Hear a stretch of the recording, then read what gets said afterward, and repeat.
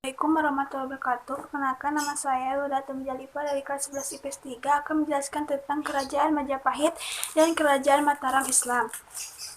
Letak Kerajaan Majapahit pada masa itu dianggap sangat strategis. Kerajaan Majapahit itu sendiri terletak pada daerah lembah sungai yang luas, yakni antara Sungai Berantas sampai Sungai Begawan Solo. Adapun sumber sejarah Kerajaan Majapahit dapat dilihat dari peninggalan candi-candi Kerajaan Majapahit, seperti Candi Tikus, Candi Pari, Candi Suku, dan lain-lainnya, serta prasasti-prasasti Butok, seperti Prasasti Butok, Prasasti Balawi, Prasasti Sukamerta, Prasasti Canggu, dan lain-lain. Kitab-kitab seperti Kitab Papanca, Kitab Negara Kertagama, Kitab Sutasomo, Kitab Sundayana, dan lain-lain. Babat Kerajaan Majapahit seperti Babat Tanah Jawi dan Babat Prahyangan, dan Kidung Sundawayana dan Kidung Panjiwijaya Karma, serta catatan dari dinasti Ming Cina pada tahun 1268 Masehi dan catatan Cina Tang tahun 1292 Masehi. Kehidupan politik Kerajaan Majapahit banyak dilalui dengan pemberontakan dari orang dalam kerajaan. Kemudian ekonomi, karena aktivitas penduduknya sebagian besar pada sektor pertanian, komoditas utama yang dihasilkannya adalah beras dan rempah-rempah.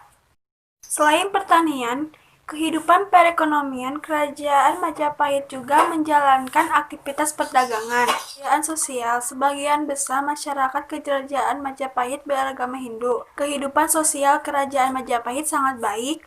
Pemerintah sangat memperhatikan kepentingan rakyat. Keamanan terjamin dan hukum dijalankan dengan tidak pandang bulu. Pada zaman Kerajaan Majapahit berkembang dengan pesat, baik sastra maupun bangunan. Beberapa peninggalan bangunan Kerajaan Majapahit antara lain Candi Panatara di Blitar, Candi Sumberjati di Blitar, Candi Seronggopata di Kepopongan, Candi Jabung di Krasaban, Candi Surawana di Kediri, dan yang lain-lainnya. Letak geografis Kerajaan Mataram Islam terletak di daerah aliran Sungai Topak dan Progo yang bermuara di Laut Selatan. Sejarah Mataram Islam bersumber dari peninggalan Mataram Islam tersebut, seperti Tahun Saka, Kerajinan Perak, Kalanggobang, Rumah Kalang, masjid yang berada di Makam Kota Gede, Gapura Makam Kota Gede, dan lain-lain. Kehidupan politik Kerajaan Mataram Islam. Sutawijaya sebagai raja pertama Kerajaan Mataram Islam mengangkat diri pada tahun 1586 sampai 1601 dengan ibu kota Kerajaan Gede. Sutawijaya berhasil membawa Kerajaan Mataram Islam menjadi luas wilayah dan berkembang pesat. Kerajaan Mataram berhasil mencapai masa jayanya dipimpin oleh Sultan Agung Hanyokrokusumo pada tahun 1613 sampai 1645. Kebudayaan ekonomi Kerajaan Mataram Islam, letak geografisnya yang berada di pedalaman didukung tanah yang subur, menjadikan Kerajaan Mataram Islam sebagai daerah pertanian agraris yang cukup berkembang, bahkan menjadi daerah pengekspor beras terbesar pada masa itu.